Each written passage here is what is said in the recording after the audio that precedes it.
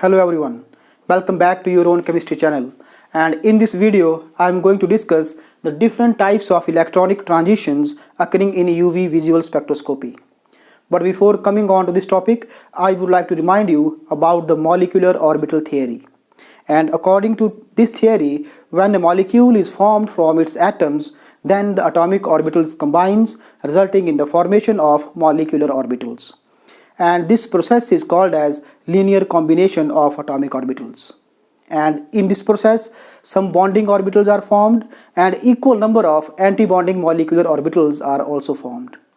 And these bonding orbitals are represented by sigma and pi, whereas the anti-bonding molecular orbitals are denoted by sigma star and the pi star. And the bonding orbitals, they have less energy as compared to anti-bonding molecular orbital. Okay, so here we have a sigma bonding molecular orbital, a pi bonding molecular orbital, and we also know that there are some electrons which do not take part in the bond formation.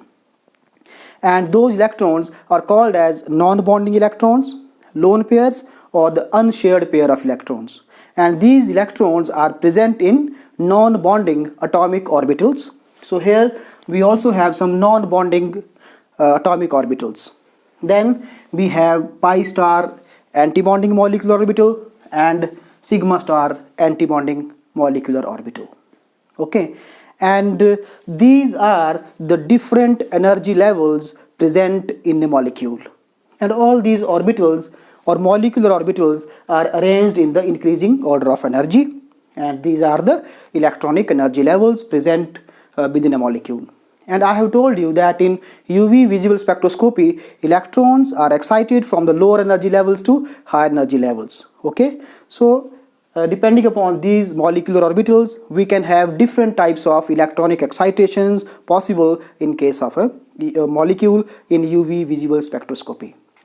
So if an electron is excited from the sigma bonding molecular orbital to the sigma star anti-bonding molecular orbital, then the transition will be called as sigma to sigma star transition. Likewise, if a non-bonding electron is excited to this sigma star anti-bonding molecular orbital, then the transition will be called as N to sigma star transitions. Likewise, we can have pi to pi star transition and N to pi star transitions.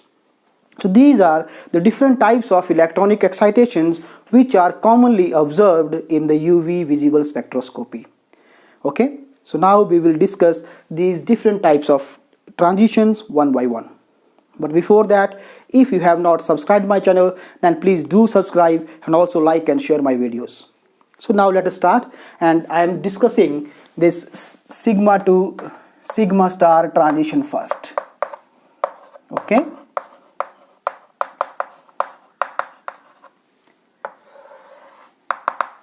And as the name is indicating, in this type of transition, electron will be excited from sigma bonding molecular orbital to the sigma star anti-bonding molecular orbital.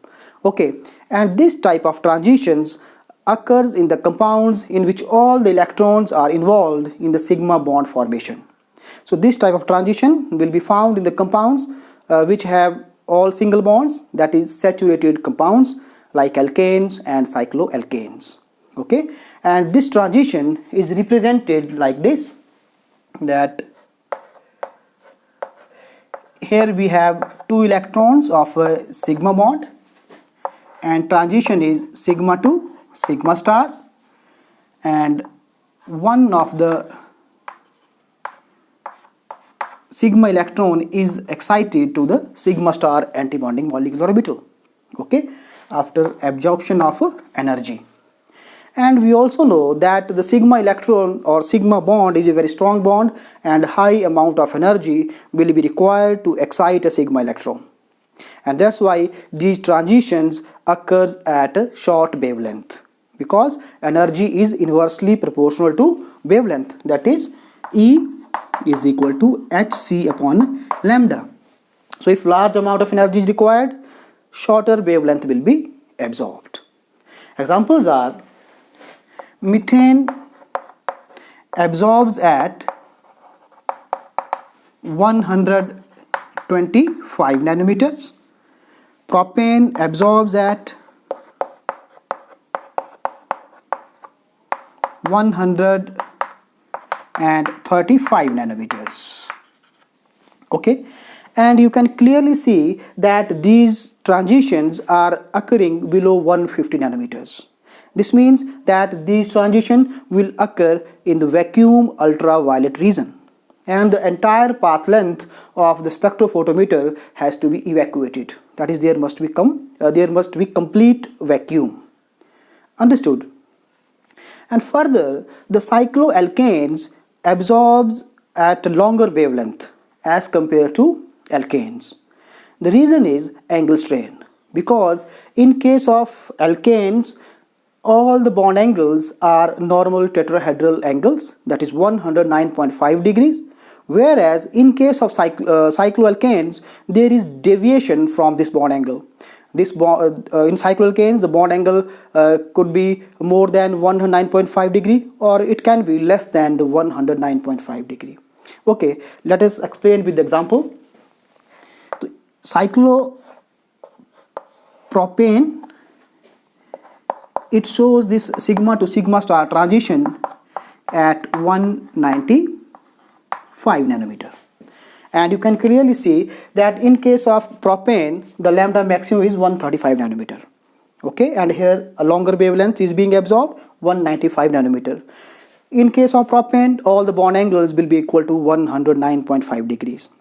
Whereas in cycloalkanes, the angle is, the bond angle will be nearly about 60 degrees. So there is a large deviation from the normal tetrahedral angle. So the cyclopropane will be less stable as compared to propane. Understood? So it is less stable, then its ground state electronic energy level will be high in energy as compared to the propane. Let us represent it diagrammatically.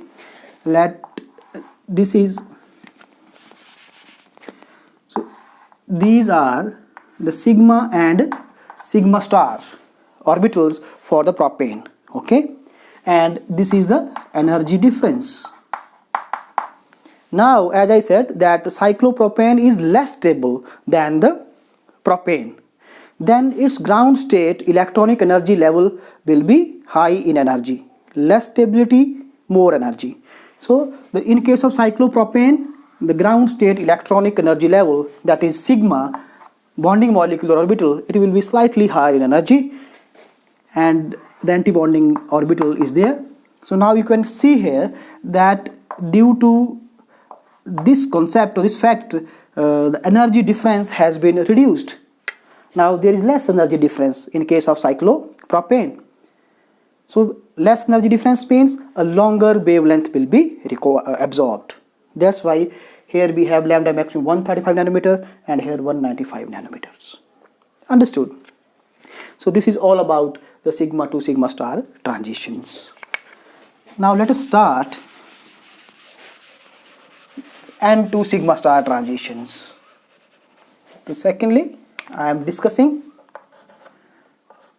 N to sigma star transitions. So in this type of transitions, a non-bonding electron will be excited to a sigma star anti-bonding molecular orbital. Okay, and this type of transition occurs in the compounds containing some heteroatoms like nitrogen, sulfur, oxygen and halogens, because all these elements or atoms, they have lone pairs of electron on them, or the non-bonding electron on them. Understood? So that's why this type of transition is found in the compounds containing some heteroatoms. So this type of transition will occur in alcohols. Okay, alcohols have oxygen, and in thioalcohols or thioethers, in ethers also, and in case of alkyl halides, and in case of amines also. And this type of transition requires less amount of energy as compared to sigma star transition.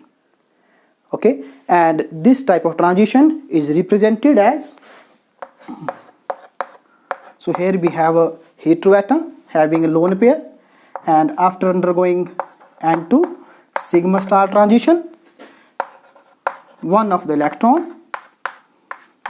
non-bonding electron will be excited to the sigma star antibonding molecular orbital. Okay, and the energy required for these transitions depends upon the electronegativity of the heteroatom.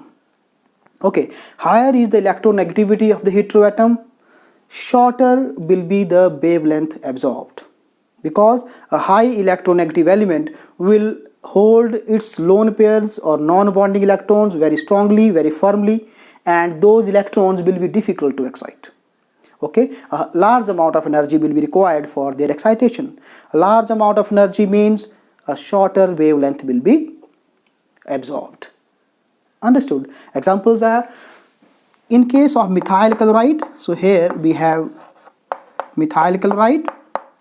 Okay, the transition, that is N2 sigma star transition, it occurs at 173 nanometer, whereas in case of methyl iodide, this N2 sigma star transition occurs at 258 nanometers.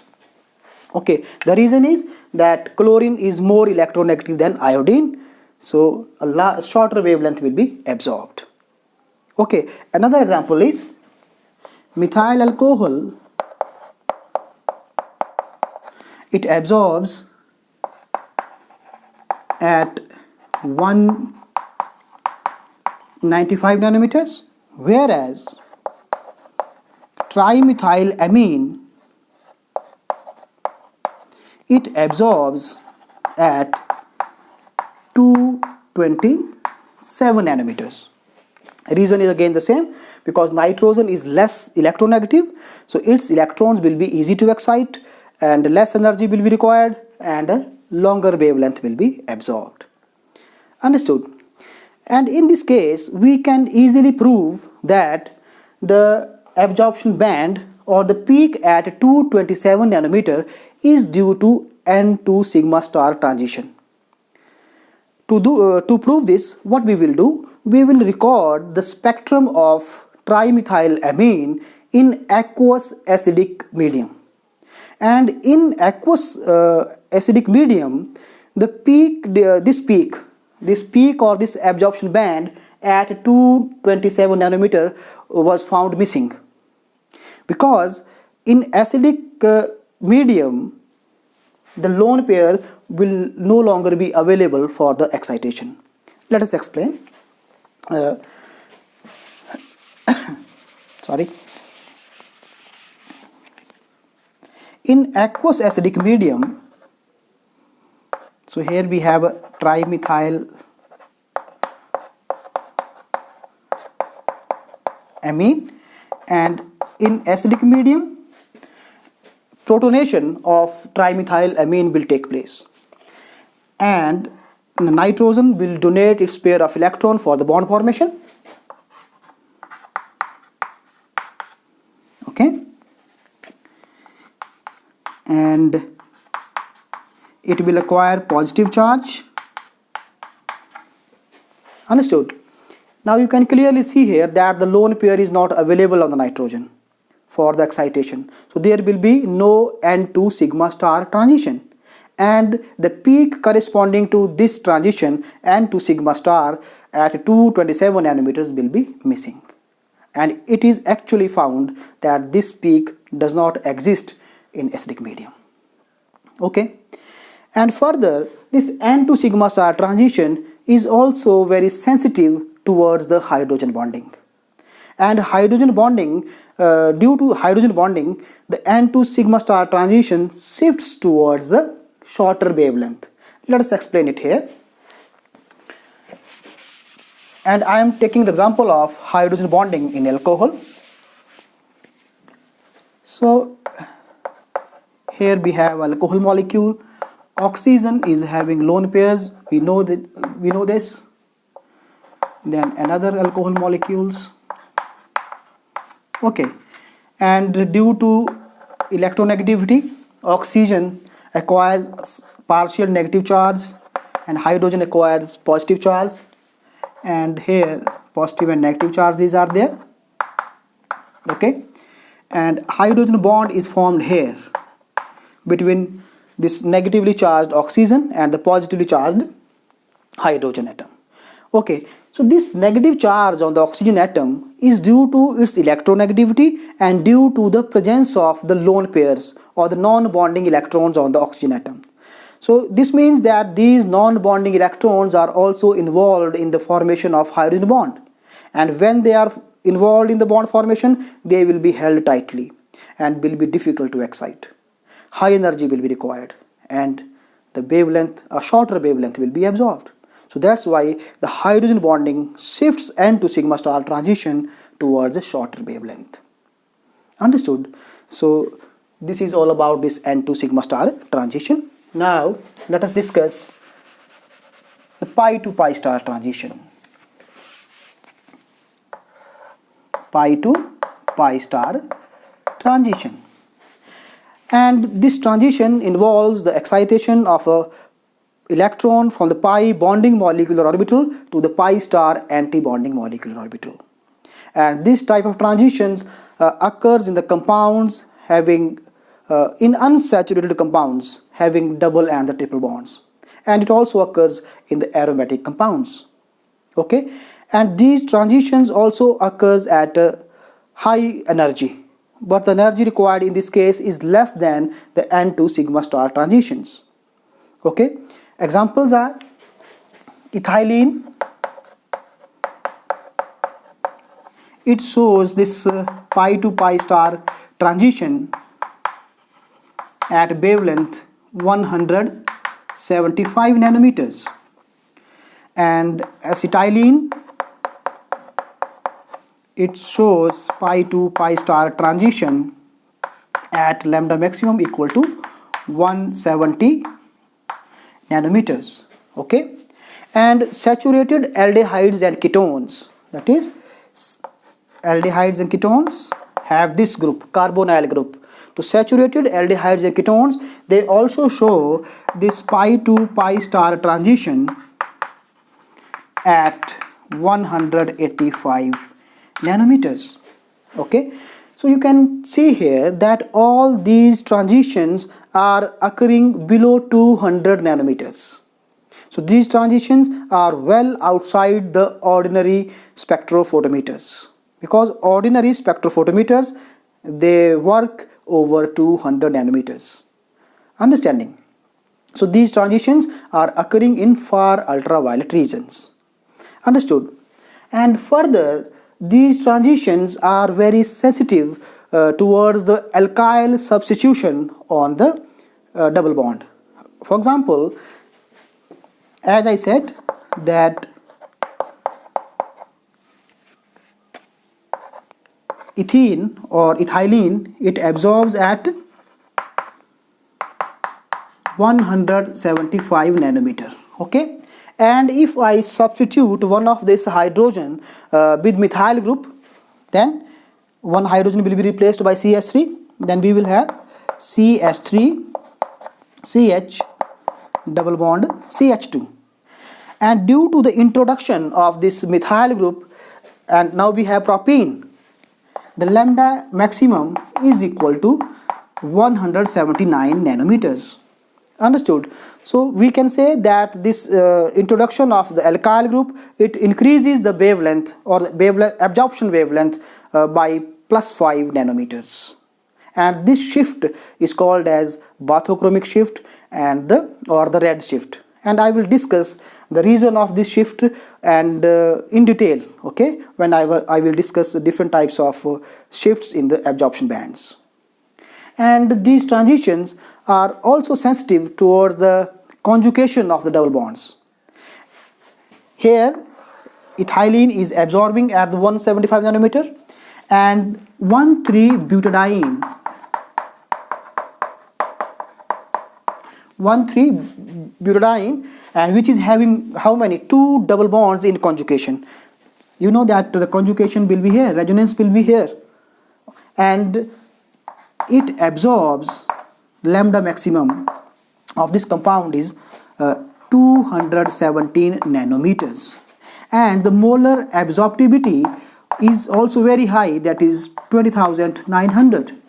Okay, so due to this conjugation, we are also going to have this bathochromic shift, that is shift towards the longer wavelength. Understood? And all this pi to pi star transition have high value of molar absorptivity. This means that the intensity of this absorption is very high. Understood? So this was your pi to pi star transition. And lastly, I am taking up this n to pi star transition. N to pi star transitions. And n to pi star transition, it occurs in the compounds having a double bond between the carbon and heteroatom. Okay, that is, here we have a carbon oxygen double bond, and here we have carbon sulfur double bond. Okay, it also occurs in the compounds having carbon nitrogen triple bond, and also in the nitrogen oxygen double bond. Okay, and in this transition, one of the non-bonding electron present on the heteroatom will be excited to the pi star anti-bonding molecular orbital, and it will be represented like this, that here we have unshared pairs or non-bonding electron on oxygen atom, and after undergoing n to pi star transition, one of the non-bonding electron will be excited to the pi star anti-bonding molecular orbital. So it is represented in this fashion. Okay, and I just forgot to tell you that how this pi to pi star transition is represented. So the pi to pi star transition is represented like this. So here we have a single bond, and a double bond is represented, a pi bond is represented here by the 2 electrons, and after undergoing pi to pi star transition, okay, one of the electron will be here, and one of the pi electrons will be excited to the pi star anti-bonding molecular orbital. So this is the representation of your pi to pi star transition. So let us come back to the n to pi star transition. And this n to pi star transition requires the minimum amount of energy amongst all types of transition. Minimum amount of energy. So these transitions occurs at a very longer wavelength, and these transition occurs well within the range of an ordinary spectrophotometer. Okay, for example, saturated aldehyde as ketone, saturated aldehydes and ketones shows this n to pi star transitions at 280 to 290 nanometers. What the molar absorptivity of this transition is very less, that is 15. So you can see that no doubt that these transitions are occurring at a longer wavelength and well within the range of an ordinary spectrophotometer, but the intensity of these absorption is very low. Understood? And so let us discuss the energies required for the different types of transition. So the maximum amount of energy is required for the sigma to sigma star transitions. Then we have n to sigma star transitions, then pi to pi star transition, and the least amount of energy is required for the n to pi star transitions. Okay, so friends, these were the different types of transitions occurring in UV visual spectroscopy, and I hope that you have understood and you have enjoyed today's videos. And if you have enjoyed this video, then please like and share my videos and subscribe my channel. Thank you very much.